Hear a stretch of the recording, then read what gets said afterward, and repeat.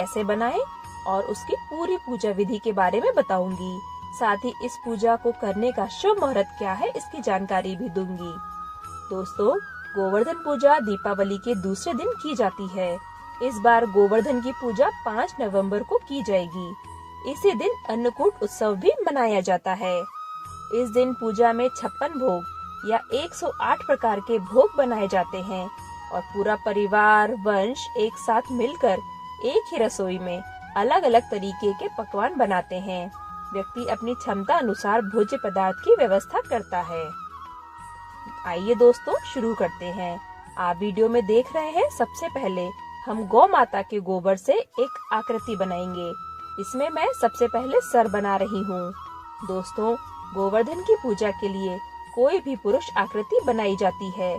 मैं यहाँ पर कृष्ण जी का प्रतिरूप बना रही हूँ। इसके अलावा सिर्फ आप गोबर के उपले रखकर भी उनका स्मरण कर विभिन्न आकृति उनको दे सकते हैं। सर के बाद मैं बाकी का शरीर बना रही हूँ।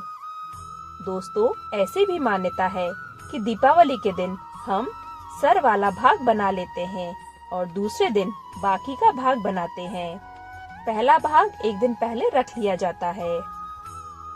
दोस्तों, धड़ बनाने के बाद यह मैं हाथ बना रही हूँ। आप अपने अनुसार कोई भी आकृति चुन सकते हैं। अब क्योंकि यह गोवर्धन पूजा और अन्नकूट उत्सव भगवान श्री कृष्ण की आज्ञा से ही मनाया जाता है, इसीलिए हम ज्यादातर उन्हीं के प्रतिरूप को बनाते हैं। दोस्तों, इस दिन भगवान कृष्ण ने इंद्र का मान मर्दन किया था। सभी ब्रजवासी इंद्र जी की पूजा करते थे।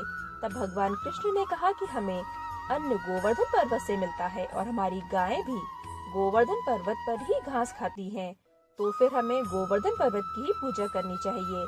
ऐसे में सभी ब्रजवासियों ने गोवर्धन पर्वत की ही पूजा की। फिर इंद्र जी को जब ये बात पता चली तो वह बहुत कुपित हुए और मूसलाधार बारिश करवाने लगे। 7 दिन तक ही मूसलाधार बारिश होती रही। कृष्ण जी ने अपनी अंगुली से गोवर्धन पर्वत को उठाकर सभी गोप गोपिकाओं और गायों की रक्षा करी और 7 दिन के बाद उन्होंने गोवर्धन पर्वत को नीचे रखा और सभी को गोवर्धन पूजा और अन्नकूट उत्सव मनाने की आज्ञा दी। दोस्तों, यह देखिए, हमारी आकृति तैयार हो गई है। अब हम इसको सजाते हैं। सजाने के लिए मैं यहाँ पर रंगोली के रंग प्रयोग कर रही हूँ। ये रंगोली के रंग हम दीपावली पर भी रंगोली बनाने में काम में लेते हैं। आप चाहे तो फूल और पत्तियों का भी प्रयोग कर सकते हैं। ये आप पर निर्भर करता है कि आपको कौन सी चीज आसानी से मिल रही है। यह देखिए, सबसे पहले मैंने पैरों से शुरू किया है। यहाँ पर मैं लाल और पीले रंग की धोती बना रही हूँ। लाल और पीला रंग बहुत शुभ माना जाता है, इसीलिए मैं इसी को यूज कर रही हूँ। दोस्तों, गोवर्धन पूजा हमें प्रकृति से जोड़ती है। इसमें हम गायों की भी पूजा करते हैं। गौ माता को इस दिन चावल और गुड़ खिलाया जाता है। साथ ही गाय के सींग पर हम घी लगाते हैं। दोस्तों, गोवर्धन पूजा सुबह ब्रह्म मुहूर्त में उठकर की जाती है। सबसे पहले शरीर पर तेल लगाएं। तेल लगाने के बाद स्नान करें। स्नान करने के बाद आप यह गोवर्धन की आकृति बनाएं। गोवर्धन की आकृति बनाने के बाद आप इसमें सूरज, चंद्रमा, गाय, बैल जो आप दिखाना चाहते हैं वह बनाएं। अगर आप नहीं बना पा रहे हैं तो उनके प्रतीक के रूप में जो भी आकृति आप बना सकते हैं वह बनाएं। दोस्तों, यह पूजा करने का शुभ मुहूर्त सूर्योदय के साथ शुरू होकर सुबह 8 बजे तक है। इसके अलावा जो दूसरा मुहूर्त है वह शाम का है, लेकिन शाम की पूजा हमें सूर्यास्त से पहले कर लेनी चाहिए। शाम के समय 3 बजे से लेकर 5:30 बजे तक गोवर्धन की पूजा की जा रही है इस बार। दोस्तों, इस दिन हम जिन गायों की पूजा करते हैं उन्हीं गायों के गोबर से आंगन को लीपा भी जाता है।